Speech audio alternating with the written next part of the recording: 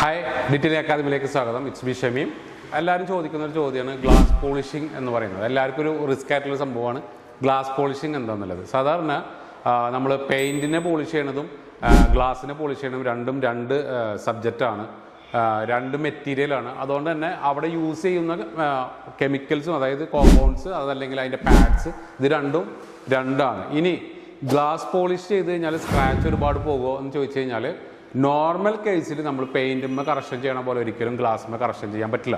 നമ്മളത് ക്ലിയർ കോട്ടിൻ്റെ മേലെയാണ് കറക്ഷൻ ചെയ്യുന്നത്, ഓൾറെഡി പെയിൻറ്റ് കറക്ഷൻ ചെയ്യുന്നത്, സ്ക്രാച്ചിനെ കളയുന്നത്. പക്ഷേ ഗ്ലാസ്സുമ്മ അങ്ങനെയല്ല. അപ്പോൾ ഒരു പരിധി വരെ വളരെ മൈന്യൂട്ടായിട്ടുള്ള കേസ് മാത്രമേ നമുക്ക് എന്ത് ചെയ്യാൻ പറ്റുള്ളൂ, കറക്റ്റായിട്ട് പ്രോഗ്രസ് ചെയ്യാൻ പറ്റുള്ളൂ. പക്ഷേ ഇംപ്രൂവ് ക്ലാരിറ്റി, വിസിബിലിറ്റി, ഹേസ്നെസ്, അതുപോലെ തന്നെ ഓയിലായിട്ടുള്ളത്, ഇതൊക്കെ നമുക്ക് എന്ത് ചെയ്യാൻ പറ്റും, റിമൂവ് ചെയ്യാൻ പറ്റും. ഇതാണ് ശരിക്കും ഗ്ലാസ് പോളിഷ് ചെയ്യാൻ നമ്മൾ യൂസ് ചെയ്യുക. ശരിക്കും ഗ്ലാസ് പോളിഷ് ചെയ്യുമ്പോൾ ശ്രദ്ധിക്കേണ്ട കാര്യമാണ് ഞാൻ പറയാൻ പോകുന്നത്. ഒന്ന്, നമ്മൾ ഒരിക്കലും 60 ഡിഗ്രി ചൂട്, അതായത് ഹീറ്റ് ഒരിക്കലും മെഷീൻ മേലേക്ക് വരാൻ പാടില്ല. അപ്പോൾ അതെന്താ വെച്ചാൽ ഗ്ലാസ് ക്രാക്ക് ആകാൻ സാധ്യത കൂടുതലാണ്. അതുകൊണ്ട് നമ്മൾ സ്പീഡ് ഇടുന്ന RPM 1, മാക്സിമം 2.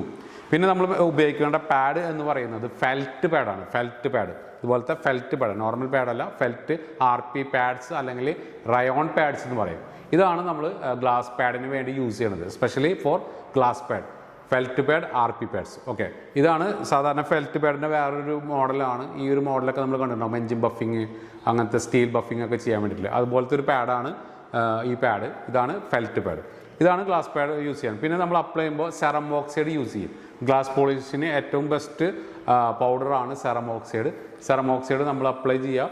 എന്നിട്ട് നമ്മൾ ഗ്ലാസ് പോളിഷ് ചെയ്യുന്ന സമയത്ത് അതിൻ്റെ ഇൻ ബിറ്റ്വീൻ ടൈമിൽ നമ്മൾ വാട്ടർ സ്പ്രേ ചെയ്ത് കൊടുക്കണം, അത് ചൂടാവാണ്ടിരിക്കാൻ വേണ്ടിയിട്ട്. അതുപോലെ തന്നെ വളരെ സ്മോൾ ഏരിയ എടുത്തിട്ട് വേണം നമ്മൾ എന്ത് ചെയ്യാൻ, അത് പോളിഷ് ചെയ്തെടുക്കാൻ. കൂടുതൽ പ്രഷർ കൊടുക്കരുത്, അതുപോലെ തന്നെ കൂടുതൽ സ്പീഡ് കൊടുക്കരുത്, അതുപോലെ തന്നെ കൂടുതൽ ടൈം ഒരു ഭാഗത്ത് മാത്രം വെച്ച് കഴിഞ്ഞാൽ ഹീറ്റ് ജനറേറ്റ് ആവും. അപ്പോൾ ഈ പറഞ്ഞ കാര്യങ്ങൾ ശ്രദ്ധിക്കുക ഗ്ലാസ് പോളിഷ് ചെയ്യുന്ന സമയത്ത്. ഓക്കെ, ഈ ഒരു പറഞ്ഞ ടിപ്സ് നിങ്ങൾക്ക് ഇഷ്ടപ്പെട്ടിട്ടുണ്ടെങ്കിൽ കമൻറ്റ് ചെയ്യാം. അതുപോലെ തന്നെ പുതിയ ഏതെങ്കിലും സബ്ജക്റ്റിനെ കുറിച്ച് നിങ്ങൾക്ക് അറിയണമെങ്കിൽ കമൻറ്റ് ചെയ്യാം. നമുക്ക് വീണ്ടും കാണാം. Thank you.